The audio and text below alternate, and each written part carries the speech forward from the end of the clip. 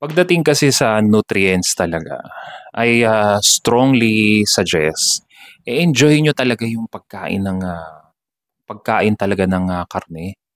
Sapagkat magsusumigaw talaga ang ating katawan sa mga bagay na pangangailangan talaga niya hanggang sa magki-crave ka talaga ng pagkain, hindi mo namamalayan, bumabalik ka na pala uli dun sa nakasanayan mong pagkain. Kaya yung iba, "Pastor, coach, magbabalik loob na po ako." Ilang beses kang magbabalik loob, mga kabaka. Papaano kapag may malala ka talagang health condition, eh, ikaw nasa iyo naman 'yan, eh. Parang, ano ka lang uli, from the start, from the top ka uli, 'di ba?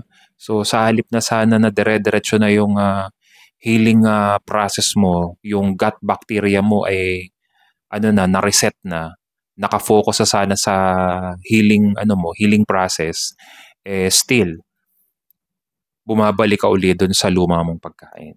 Kung, sa tingin mo talaga ay parang lagi ka pa ring gutom, isa lang ang ibig sabihin niyan, hindi mo talaga nakakain yung enough protein, masyado mo talagang tinitipid ang sarili mo sa pagkain kaya talagang nagugulat ka na lang, bumabalik ka na uli dun sa nakasanayan mong pagkain.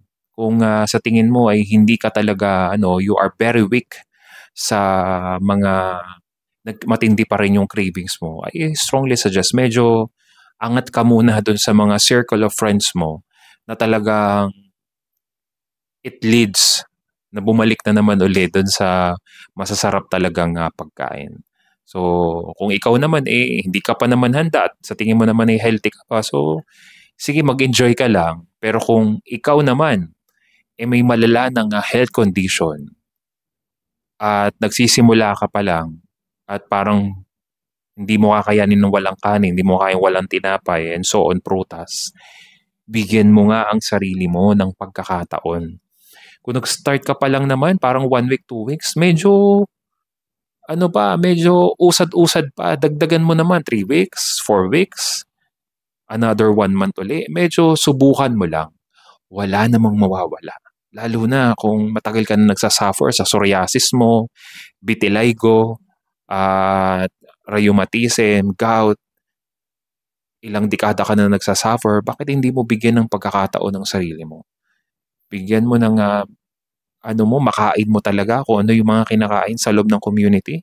Makikita nyo naman yung ilan sa mga posting before, ang dami na nating update sa loob ng ating community. Subukan nyo lang, hindi na po ito bago. Hindi na po ito bago. Nutrients, dense food, wala pong iba kundi red meat talaga. Wala. Yan talaga ang mag-heal sa anumang health issues na meron po tayo. Basta put God first in our life and everything will be alright. God bless everyone.